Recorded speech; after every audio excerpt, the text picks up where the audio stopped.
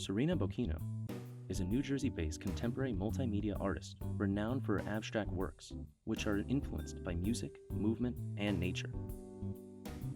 Rooted in abstract expressionism, her vibrant compositions echo the rhythm and fluidity of jazz, dance, and dissolves the boundaries between art and life. Bocchino's dynamic style merges color, form, and texture, creating a visual experience that transcends traditional artistic boundaries. Her career has spanned over 50 solo exhibitions globally, with her art featured on prominent public and private collections. Her work has earned critical acclaim with multiple awards like the Pollock-Krasner Foundation Grant and the Artist Space Artist Grant. Her unique process has even been documented in award-winning film, A Dream of Blue.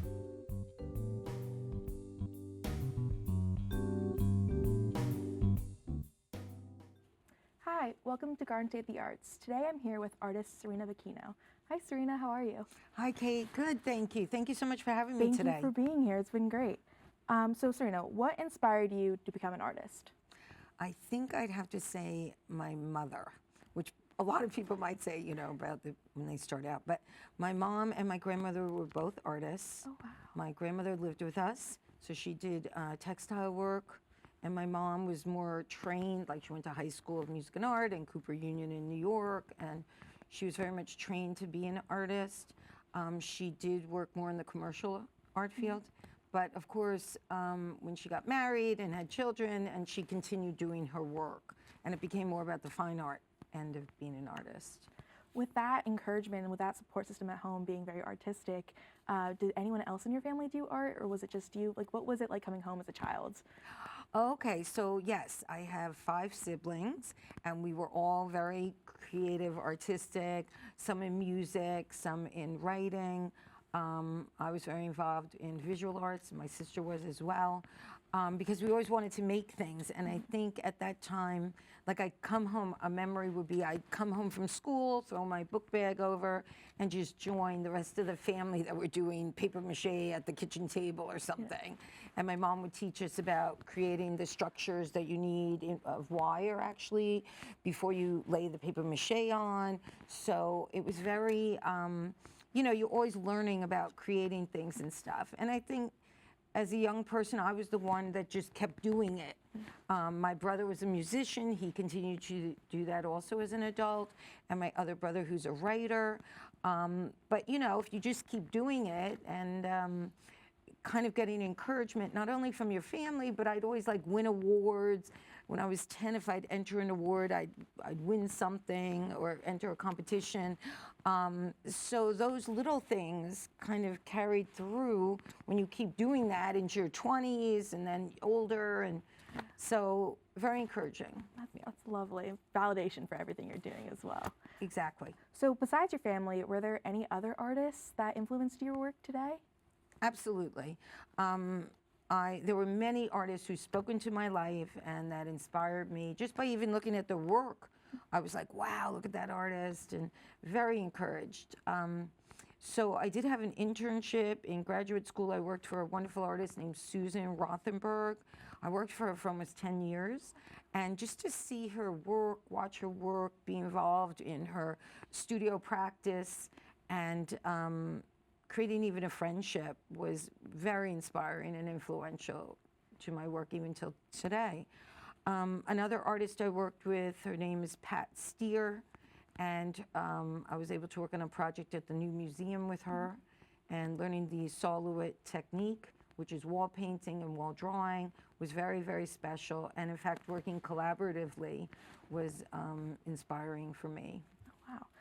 Can you tell us about why you paint abstract now? Did you start out in another genre? How did you get to abstract? Yeah, so I actually started as an oil painter, loved oil painting, loved the medium as well as all the wonderful things about oil painting. Very committed to that method and material. What happened was I started out actually making images of musical instruments. And I did a whole series, in fact, on the saxophone. And because I was trying to think of what am I passionate about? And it was funny because the saxophone, I love to really get into whatever I'm doing, whatever series I'm working on at the time, to the point where I even took saxophone lessons. And it was a lot of fun, and gave me a focus as to what I would paint. And as I developed, after making many, many paintings, you kind of want to start, your own visual language, and perhaps I started painting the sound rather than the actual instrument. Well, we actually have footage of you doing one of your performances at a jazz club. Can you talk us through how music still influences you to this Absolutely. day and your art? So this was shot at Shanghai Jazz in Madison, New Jersey. I was very fortunate to work with the Ben Collins Siegel trio, and the musicians were wonderful, and it was just such a magical evening. I worked on acrylic, a sheet of acrylic, so the audience could actually see through what I was doing in my decision making, responding to the wonderful music, and it was a great experience for me, and something I have done in the past. Actually, I've worked with different types of musicians, but it was great to do it right here in Madison, and with this great trio that I could be inspired by. What goes through your head when you hear the music and you're painting? Well, it's kind of interesting. I do have this neurological thing called synesthesia, which is where I actually see the music in the atmosphere. And I try to respond to that and actually paint what I'm hearing. That's amazing. That's Thank incredible. you. Thank you. Do you find yourself can you also, when you're painting, are there any colors depending on the music type or what you're hearing that you go to? Absolutely. Yeah. I'd say it's color. It's a lot lines and shapes, and lines and shapes just in the atmosphere. And that's where, of course, the sculpture comes in, because the sculpture for me is that three-dimensional quality, which is really how I see it. The painting is more two-dimensional, and then it just organically grew into this idea of sculpture. I actually do hanging sculptures and whole installations of work. So yeah, it's the music and the atmosphere. How did you get into sculpture? Was it starting from your mother when you were doing paper mache as a child? That's so funny. How did I get into? You know how I did actually? I had an interesting job out of college where I would do these extremely complex window and interior displays using clothing. And it was all wiring. So I was learning how to wire up. I learned this very extensive technique of how to wire clothes. Wow. And that was a lot, believe it or not, that's where I learned more about technique than I think in any sculpture classes that I've ever taken. Wow. So I understood how to make things stand up in the middle of a space. That's amazing. Thank so you. Also have a nonprofit fund that you organize. Can you tell us a little bit about that? Oh, yeah, sure. So it's called the Lucia Bocchino Fund. Well, the website is .org, but it's really the Lucia Bocchino Fund for Promising Young Artists. So what happened was when my mom passed, we decided to create a fund that we could use to inspire children. Wow. And it used to be only for New Jersey, and I'd have exhibitions of the children's work. The theme of that, which has been for like 14 years now, is who inspires you?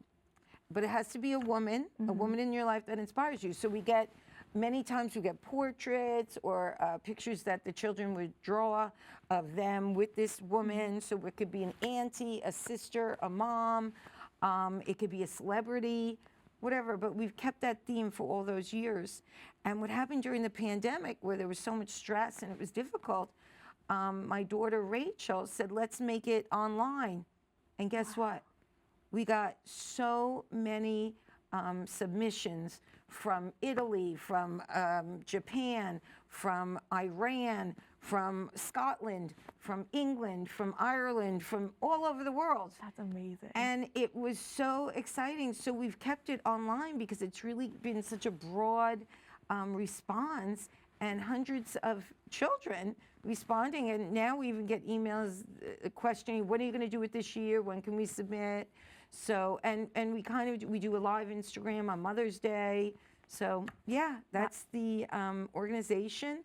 and it's in memory of my mom. And we've really been able to touch a lot of lives. Well, thank you so much for being here, Serena. It's been great talking to you. Thank you for having me. Of course. Thank you for being here. This has been Garden State of the Arts. We'll see you next time.